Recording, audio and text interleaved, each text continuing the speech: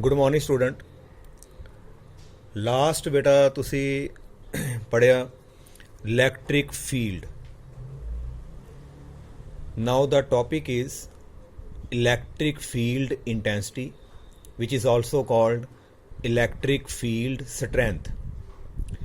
ਬੇਟਾ ਸਟਰੈਂਥ ਤਾਕਤ, ਉਹਦੀ ਇੰਟੈਂਸਿਟੀ, ਉਹਦੀ ਤਾਕਤ, ਇਲੈਕਟ੍ਰਿਕ ਫੀਲਡ ਦੀ ਜਿਹੜੀ ਅਸੀਂ ਸਟਰੈਂਥ ਹੈ ਉਹ ਅਸੀਂ ਚੈੱਕ ਕਰਨੀ ਹੈ। देखो बेटा, सपोज ਤੁਹਾਡੇ ਕੋਲ ਇੱਕ सोर्स चार्ज है Q। सोर्स चार्ज बेटा ਉਹ ਹੈ ਜਿੰਨੇ ਇਲੈਕਟ੍ਰਿਕ ਫੀਲਡ ਨੂੰ ਪ੍ਰੋਡਿਊਸ ਕਰਨਾ ਹੈ।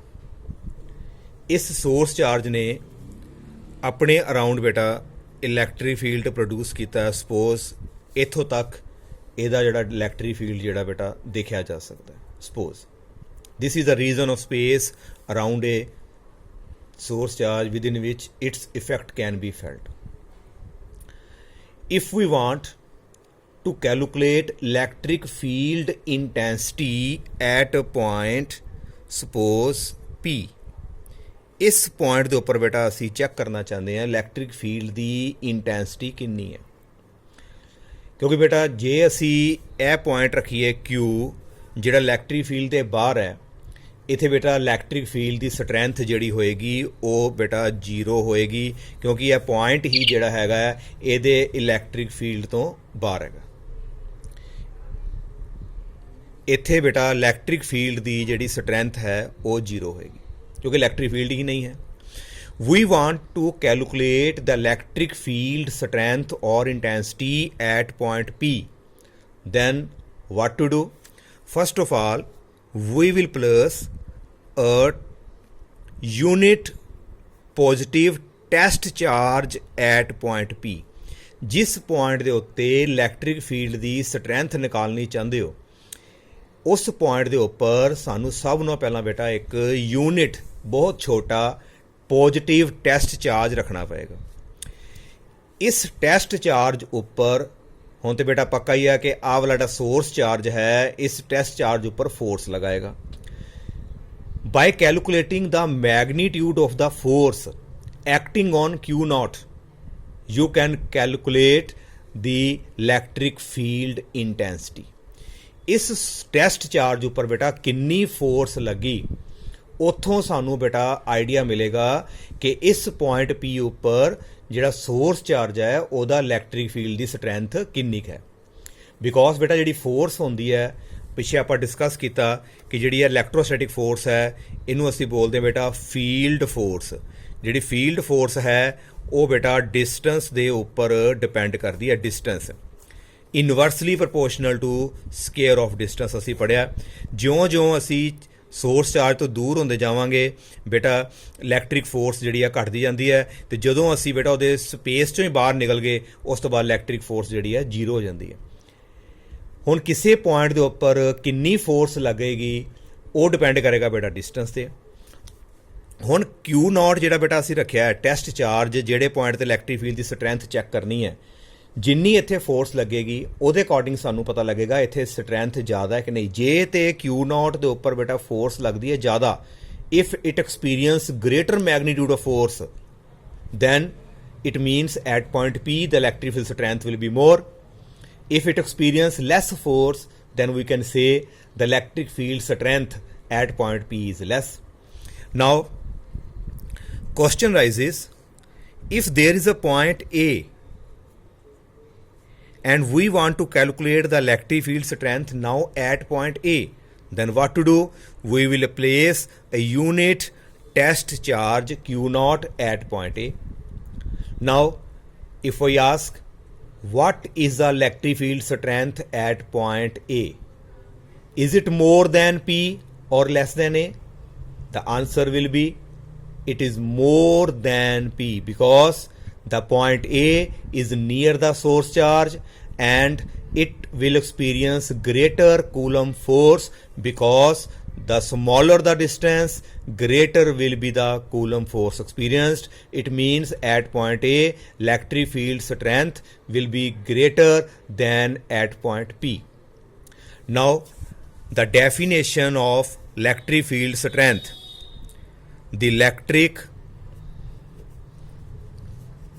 field strength at a point। बेटा एट ए पॉइंट लिखना बहुत ही ਜ਼ਰੂਰੀ ਹੈ ਬਿਕੋਜ਼ ਹਰ ਜਗ੍ਹਾ ਦੇ ਉੱਤੇ ਬੇਟਾ ਹੁਣੇ ਅਸੀਂ ਸਮਝਿਆ ਕਿ ਇਲੈਕਟ੍ਰਿਕ ਫੀਲਡ ਦੀ ਸਟਰੈਂਥ ਸੇਮ ਨਹੀਂ ਹੈ ਬੇਟਾ। ਕਿਊ ਤੇ ਕਿੰਨੀ ਸੀ 0 ਕਿਉਂਕਿ ਕਿਊ ਪੁਆਇੰਟ ਤੇ ਇਲੈਕਟ੍ਰਿਕ ਫੀਲਡ ਤੋਂ ਬਾਹਰ ਸੀ। ਪੀ ਪੁਆਇੰਟ ਦੇ ਉੱਪਰ ਜ਼ਰੂਰ ਫੋਰਸ ਲੱਗੀ ਹੈ, ਏ ਪੁਆਇੰਟ ਉੱਪਰ ਵੀ ਫੋਰਸ ਲੱਗੀ ਹੈ, ਪਰ ਏ ਪੁਆਇੰਟ ਉੱਪਰ ਸਟਰੈਂਥ ਬੇਟਾ ਜ਼ਿਆਦਾ ਹੈ, ਪੀ ਪੁਆਇੰਟ 'ਤੇ ਥੋੜ੍ਹੀ ਘੱਟ ਹੈ। ਜੇ ਇੱਥੇ ਕੋਈ ਹੋਰ ਪੁਆਇੰਟ ਲੈ ਲਓਗੇ ਇਸ ਤਰ੍ਹਾਂ ਫੋਰਸ ਆਫ ਜਿਹੜੀ ਆ ਇਲੈਕਟ੍ਰਿਕ ਫੀਲਡ ਦੀ ਸਟਰੈਂਥ ਬੇਟਾ ਘਟਦੀ ਜਾਏਗੀ। ਇਹਦਾ ਮਤਲਬ ਹਰ ਜਗ੍ਹਾ ਦੇ ਉੱਤੇ ਇਲੈਕਟ੍ਰਿਕ ਫੀਲਡ ਦੀ ਸਟਰੈਂਥ ਬੇਟਾ ਡਿਫਰੈਂਟ ਹੈ। ਕਿਊ ਦੇ ਨੀਅਰ ਸੋਰਸ ਚਾਰਜ ਦੇ ਨੀਅਰ ਹੈ ਜ਼ਿਆਦਾ ਹੈ, ਅਤੇ ਸੋਰਸ ਚਾਰਜ ਜਿਉਂ-ਜਿਉਂ ਦੂਰ ਜਾਂਦੀ ਜਾਓਗੇ ਇਲੈਕਟ੍ਰਿਕ ਫੀਲਡ ਦੀ ਸਟਰੈਂਥ ਘਟਦੀ ਜਾਏਗੀ। ਅਤੇ ਇੱਕ ਐਸਾ ਪੁਆਇੰਟ ਆਏਗਾ ਜਿਸ ਤੋਂ ਜੇ ਤੁਸੀਂ ਬਾਹਰ ਹੋ ਗਏ ਇਲੈਕਟ੍ਰਿਕ ਫੀਲਡ ਦੇ ਵਿੱਚੋਂ ਬਾਹਰ ਹੋ ਗਏ, ਅਤੇ ਉੱਥੇ ਜਾ ਕੇ ਇਲੈਕਟ੍ਰਿਕ ਫੀਲਡ ਦੀ ਸਟਰੈਂਥ ਬੇਟਾ 0 ਹੋ ਜਾਏਗੀ। Now the definition is electric field strength ਜਾਂ ਇੰਟੈਂਸਿਟੀ ਵੀ ਕਹਿ ਸਕਦੇ ਹਾਂ ਐਟ ਅ ਪੁਆਇੰਟ, ਜਿਸ ਪੁਆਇੰਟ 'ਤੇ ਨਿਕਾਲਣਾ ਚਾਹ ਰਹੇ ਹੋ। ਪੀ ਪੁਆਇੰਟ ਲਿਖ ਲਓ, ਚਲੋ ਇੱਥੇ at a point P is defined as the force experienced per unit positive, the force experienced per unit positive test charge placed at that point। बेटा समझो थोड़ा जा, जिस जगह ਦੇ ਉੱਤੇ ਇਲੈਕਟ੍ਰਿਕ ਫੀਲਡ ਦੀ ਬੇਟਾ ਅਸੀਂ ਸਟਰੈਂਥ ਨਿਕਾਲਣਾ ਚਾਹੁੰਦੇ ਹਾਂ, ਠੀਕ ਹੈ ਬੇਟਾ, ਉਸ ਜਗ੍ਹਾ ਦੇ ਉੱਤੇ ਸਭ ਨਾਲੋਂ ਪਹਿਲਾਂ ਅਸੀਂ ਬੇਟਾ ਅੱਜ ਤੋਂ ਉੱਥੇ ਪਹਿਲਾ ਸਟੈਪ ਨੋਟ ਕਰ ਲਓ। ਕੋਈ ਵੀ ਆਰਟੀਕਲ ਬੇਟਾ ਇਸ ਤੋਂ ਬਾਅਦ ਅਸੀਂ ਪੜ੍ਹਾਂਗੇ, ਜਿਸ ਜਗ੍ਹਾ 'ਤੇ ਵੀ ਇਲੈਕਟ੍ਰਿਕ ਫੀਲਡ ਦੀ ਸਟਰੈਂਥ ਨਿਕਾਲਣੀ ਹੋਏਗੀ ਉਸ ਜਗ੍ਹਾ 'ਤੇ ਸਭ ਨਾਲੋਂ ਪਹਿਲਾਂ ਬੇਟਾ ਅਸੀਂ ਇੱਕ ਟੈਸਟ ਚਾਰਜ ਰੱਖਣਾ ਹੈ, positive test charge. That should be very very small. ਇਹਨੂੰ ਬੇਟਾ ਮੈਂ ਬਾਅਦ 'ਚੋਂ ਡਿਸਕਸ ਕਰਦਾ। ਉਹ ਟੈਸਟ ਚਾਰਜ ਜਿਹੜਾ ਜਿਸ ਪੁਆਇੰਟ 'ਤੇ ਰੱਖਿਆ, ਉਹ ਜਿੰਨੀ ਫੋਰਸ ਐਕਸਪੀਰੀਅੰਸ ਕਰੇਗਾ per unit test charge, that will give the strength of electric field. Now mathematically बेटा सारी डेफिनेशन ਨੂੰ ਅਸੀਂ ਕਿਸ ਤਰ੍ਹਾਂ ਲਿਖ ਸਕਦੇ ਹਾਂ। Mathematically electric field strength, electric field strength ਅਸੀਂ ਪੈਰ 'ਚ ਬੇਟਾ ਅਸੀਂ ਪਾ ਦਿੰਦੇ ਹਾਂ P।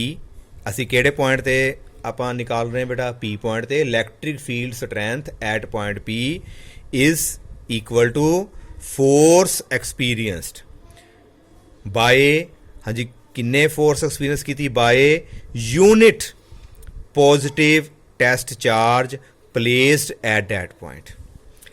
बेटा ਜਿਹੜਾ डिवाइड ਹੁੰਦਾ ਇਹਨੂੰ ਅਸੀਂ ਪੜ੍ਹਦੇ ਰਹੇ ਹਾਂ यूनिट।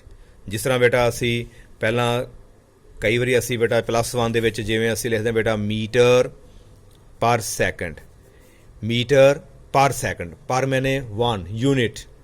ਜਿਹੜੀ ਚੀਜ਼ ਜਿਹੜੀ ਹੈ ਡਿਵਾਈਡ ਹੋ ਜਾਂਦੀ ਹੈ ਮੀਟਰ ਪਰ ਸੈਕਿੰਡ, यूनिट ਵੀ ਬੋਲ ਸਕਦੇ ਹਾਂ। Now force experienced per unit test charge placed at that point.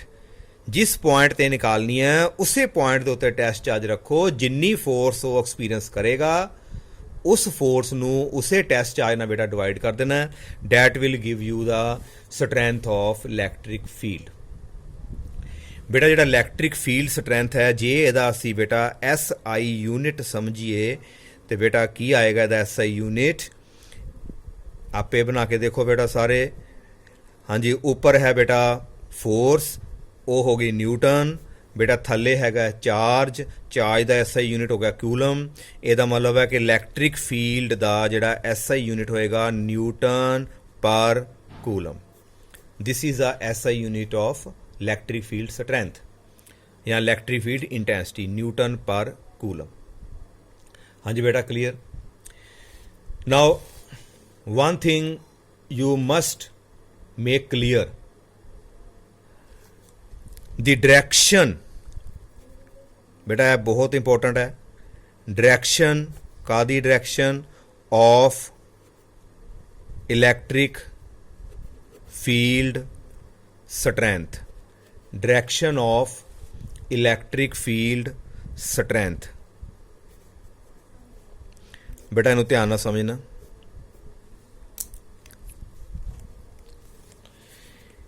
Electric field की बेटा जी डायरैक्शन है उधर नूं ही होएगी जिधर नूं पॉजिटिव टेस्ट चार्ज उपर फोर्स लगेगी। जिधर नूं पॉजिटिव टेस्ट चार्ज उपर बेटा फोर्स लगती है उधर ही जिहड़ी है इलैक्ट्रिक फील्ड दी बेटा डायरैक्शन होएगी। इनू नोट कर लो, यह बहुत जरूरी है।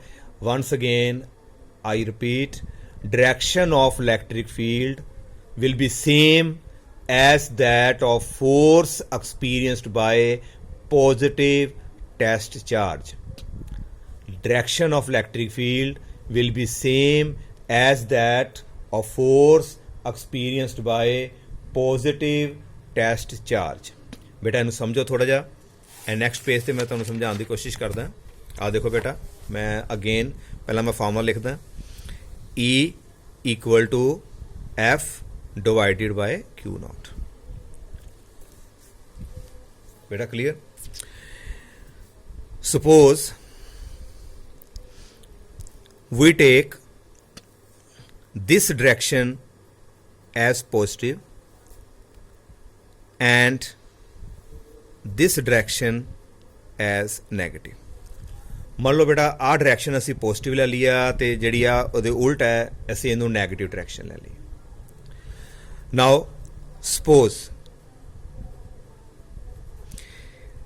इलैक्ट्रिक फील्ड बेटा मेरा अलोंग दिस साइड है।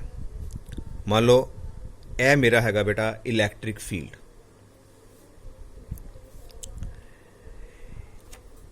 नाउ यदी डायरैक्शन असी मान ली बेटा पॉजिटिव, यदी डायरैक्शन असी मान के चले इलैक्ट्रिक फील्ड मेरा पॉजिटिव डायरैक्शन च है। क्लीयर? इट मीनस जेड़ा ई जेड़ा हो गया बेटा साडा पॉजिटिव हो गया, equal to F plus Q naught. It means if we multiply positive multiply by positive we have F. बेटा जी एफ की डायरैक्शन जी आएगी वो भी जी तुहाडी को बेटा कि आएगी पॉजिटिव आएगी। वो डायरैक्शन भी जी साडी बेटा कि आएगी पॉजिटिव। इट मीनस जिधर नूं इलैक्ट्रिक फील्ड सी उसे ही डायरैक्शन दे विच बेटा सानू जिहड़ी आ फोर्स एक्सपीरियंसड होएगी। फिर देखो मैं की बोलिया हुणे, जिधर नूं force experienced by positive charge होएगी उधर ही डायरैक्शन ऑफ बेटा इलैक्ट्रिक फील्ड होंदी है। मान लो इलैक्ट्रिक फील्ड की डायरैक्शन बेटा अलोंग दिस साइड है, दैन फोर्स एक्सपीरियंसड जी होएगी बेटा वो भी पॉजिटिव है। कैलकुलेशन करके देख लो। सैकेंड सपोज जी फोर्स पॉजिटिव चार्ज ऊपर लगी, मान लो अलोंग दिस साइड लगी है, फोर्स बेटा अलोंग दिस साइड लगी along negative direction. Then electric field की डायरैक्शन देखनी है बेटा, फोर्स नैगेटिव साइड वाले पासे है divided by positive charge. It means E will be negative. जे फोर्स नैगेटिव वाले पासे है तो बेटा इलैक्ट्रिक फील्ड भी जिहड़ा है उधर ही होएगा along negative side. It means direction of electric field is always along the force experienced by positive test charge. बेटा क्लियर है? Direction of electric field will be always along the force experienced by positive charge. बेटा clear? ना बेटा इनू दूजे तरीके नाल समझने की कोशिश करिए। सपोज साडे कोल जिहड़ा इलैक्ट्रिक फील्ड बेटा पैदा किया एक सोर्स चार्ज क्यू ने जिहड़ा पॉजिटिव है, इन इलैक्ट्रिक फील्ड बेटा पैदा किया। This is a electric field. We want to calculate electric field strength at point P. First of all we will place a positive test charge. असी positive test charge रखता बेटा। Now that charge positive, this is also positive. It means it will repel. यह charge बेटा इनू की करेगा, repel करेगा along this side. यह आ गई ताड़ी बेटा फोर्स की डायरैक्शन आ गई। यह इनू Q ਨੇ Q ਨੋਟ ਨੂੰ ਬੇਟਾ ਰਿਪੈਲ ਕਰਤਾ। ਹੁਣੇ ਉੱਪਰ ਅਸੀਂ ਬੇਟਾ ਕੀ ਪੜਿਆ ਕਿ ਜਿੱਧਰ ਨੂੰ ਫੋਰਸ ਐਕਸਪੀਰੀਅੰਸਡ ਹੁੰਦੀ ਹੈ ਪੋਜ਼ਿਟਿਵ ਚਾਰਜ ਵੱਲ, ਉਧਰ ਹੀ ਬੇਟਾ ਸਾਡਾ ਇਲੈਕਟ੍ਰਿਕ ਫੀਲਡ ਉਧਰ ਹੀ ਹੁੰਦਾ ਹੈ। ਇਹਦਾ ਮਤਲਬ ਇਲੈਕਟ੍ਰਿਕ ਫੀਲਡ ਦੀ ਡਾਇਰੈਕਸ਼ਨ ਵੀ ਬੇਟਾ ਅਲੋਂਗ ਦਿਸ ਸਾਈਡ ਹੋਏਗੀ। It means positive charge will produce electric field ਅਵੇ ਫਰੋਮ ਇਟ। ਪੋਜ਼ਿਟਿਵ ਚਾਰਜ ਦਾ ਬੇਟਾ ਜਿਹੜਾ ਇਲੈਕਟ੍ਰਿਕ ਫੀਲਡ ਹੋਏਗਾ ਇਸ ਤੋਂ ਅਵੇ ਹੋਏਗਾ, ਦੂਰ ਹੋਏਗਾ। Positive charge will produce electric field away from it. We can also represent with this diagram. This is the direction of electric field produced by positive charge in all the direction like this. Positive charge ਤੋਂ electric field ਬੇਟਾ ਦੂਰ ਹੋਏਗਾ। ਬਾਕੀ ਬੇਟਾ ਇਸ ਤੋਂ ਬਾਅਦ ਅਸੀਂ ਇਹਨੂੰ ਫਰਦਰ ਜਿਹੜਾ ਨੈਕਸਟ ਜਿਹੜੀ ਆ ਵੀਡੀਓ 'ਚ ਆਪਾਂ ਡਿਸਕਸ ਕਰਦੇ ਹਾਂ।